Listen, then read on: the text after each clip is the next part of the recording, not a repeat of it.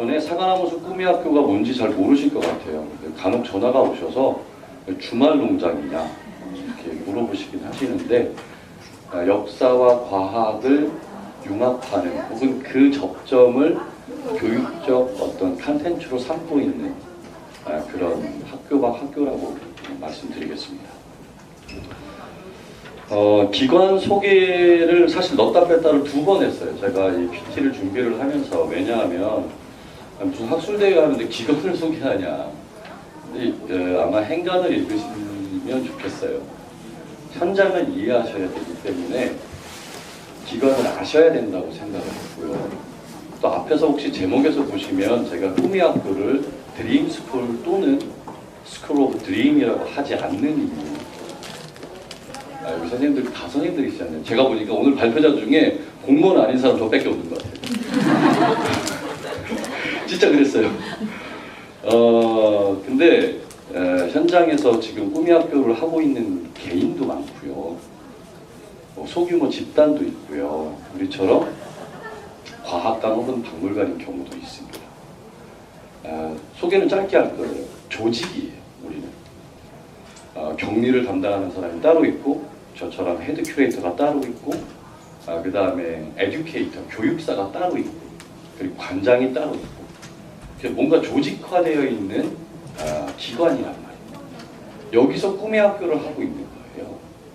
그것과 지금 개인이 하고 있는 꿈의 학교에 대해서 동일선상에서 비교하고 있는 것은 굉장히 무리가 클 것이다라는 생각에 소개를 하는 거예요. 보시면 이게 우리 박물관 전시실인데요. 자랑이 아니라, 자랑할 필요는 없고요. 경력인정 대상 기관이에요. 그러니까 조직의 수준이, 즉 다시 말해서 우리 박물관에서 일한 사람은 문체부에서 인정하는 기관의 경력을 동일하게 받게 돼 있어요. 그러니까 자격을 가지고 있는 사람들이 이 안에서 일을 하고 있다는 거죠. 동시에 무슨 도지사 표창, 교육부 장관상 이런 거 많이 받았어요. 그러니까 굉장히 열정적으로 운영하고 있는 박물관에서 지금 하고 있는 꿈의학교라는 것이고요. 전 세계 40개국 정도를 다니면서 방대한 어떤 자연사 관련 표본이나 유물들을 수집합니다. 그러니까 그 조직이 가지고 있는 어떤 네트워크나 혹은 그 안에 자료들이 매우 잘 정리되어 있고 완성도가 높은 자료들로 유지되고 있다는 거예요. 알고 계셔야 될 것 같고요. 첫 번째 책은 뭐냐면요. 자연사 박물관이 우리나라에 막 만들어진 시기가 있는데 2003년도입니다. 유일하게 이 책의 사립박물관으로서는 이 책이 우리가 소개가 돼요. 왜냐하면 대부분의 박물관들은 건물 짓고 유물 채워놓고요. 반대로 우리 같은 경우는 유물을 먼저 수집하고 수장고 짓고 그 다음에 전시실을 지었던 경우죠. 근데 이 책을 말씀드리는 이유는 여기에 우리 박물관이 가지고 있는 비전이 좀 더 좋은 교육을 공급하겠다라고 하는 설립 취지가 있기 때문에 그래요. 그러니까 우리는 교육에 대한 비전을 갖고 있는 기관이었어요. 애초에. 또한 저 옆에 보시면 과학관 교육 프로그램 만들기가 뭐냐면 한국과학창의재단의 예산을 받아서 1억이 넘는 예산을 받아서 저 매뉴얼을 만들었는데 그걸 총괄을 했었어요. 우리 과학관이. 그러니까 교육에 대해서 어느 정도 안목을 가지고 있는 거예요. 그리고 이제 이번에는 경기 꿈의 학교가 무엇인지 이제 요 책을 또 같이 썼죠. 작년에 꿈의 학교를 담당하시던 교육관님과 또 그 관계된 분들이 같이 이제 저도 여기 저자로 들어가 있어요. 책을 썼어요. 그런 입장에서 지금 우리가 사과나무숲 꿈의 학교를 하고 있고요.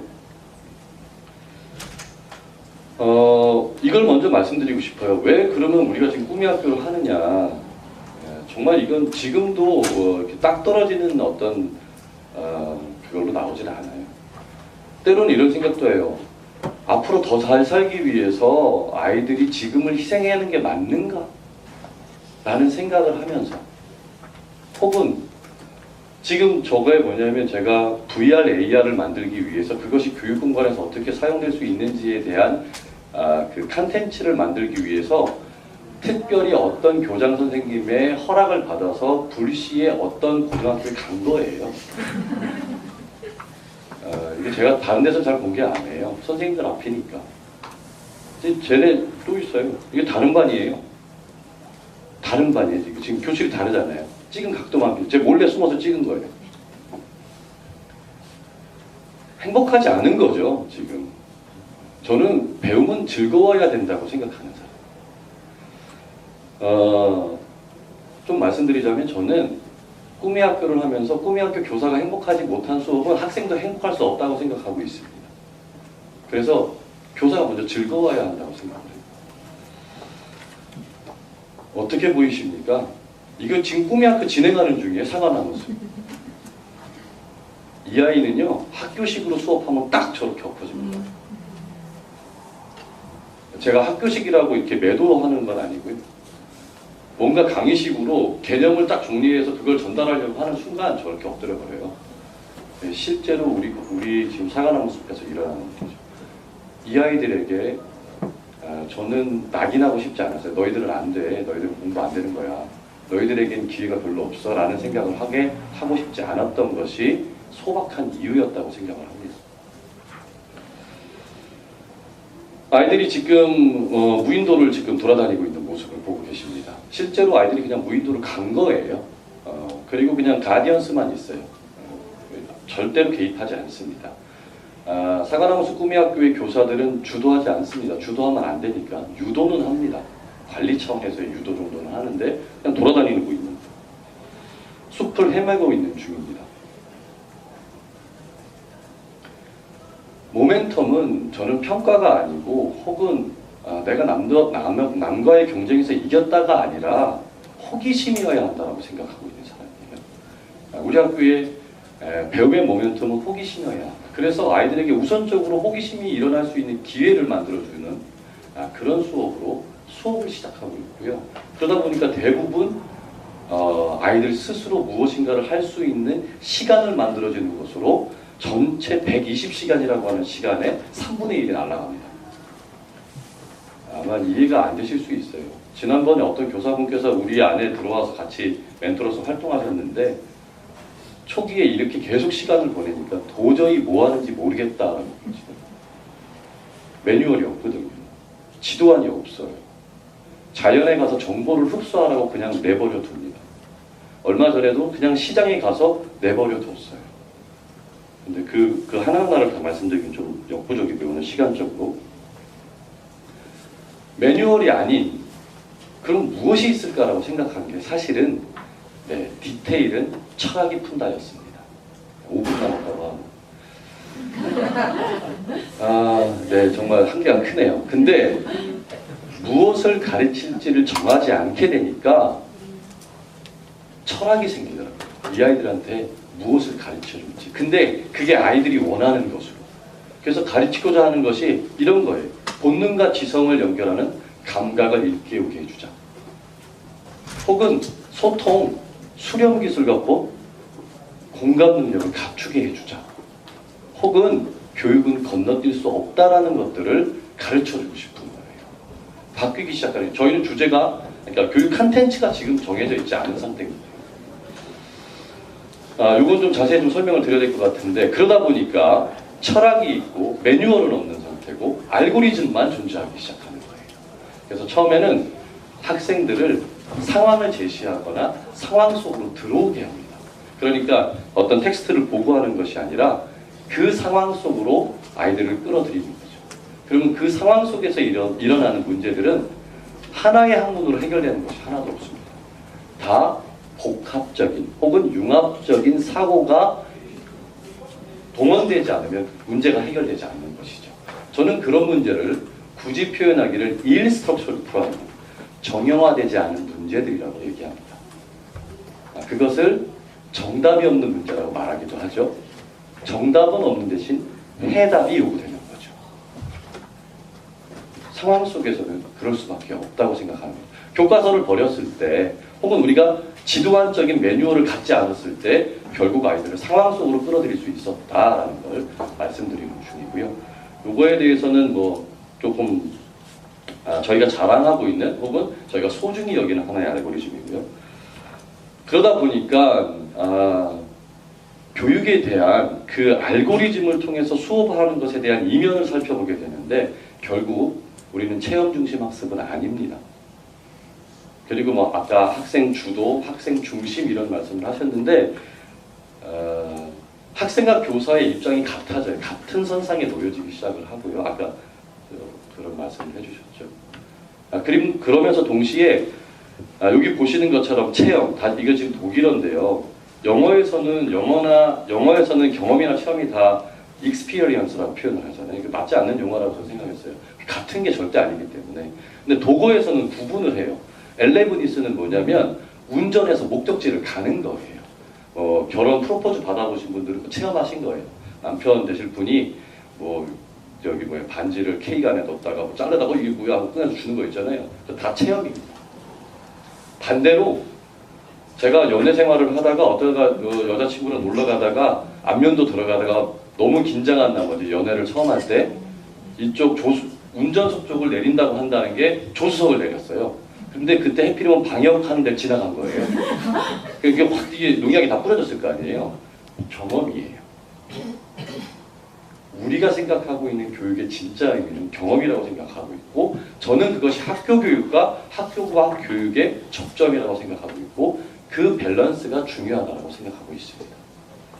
시간이 없어서 자 이렇게 하다 보니까 주제를 선정합니다. 아까 주제 중심 학습에 대한 말씀을 하셨는데 사실 이런 개념을 외국 사례를 보고 한 게 아니라 알고리즘을 가지고 학생들이 원하는 것을 가르치려고 하다 보니까 주제가 선정돼요. 그럼 그 주제에 따라서 때로는 단계별로 여러 영역의 과학과 역사를 연결하게 되고요. 때로는 주제 하나를 중심으로 확산적으로 여러 영역의 과학과 역사를 연결하게 됩니다. 사실 이것만으로도 굉장히 긴 시간을 제가 말씀드릴 수 있지만 일단 여러 가지 어려움이 있는 것 같고요.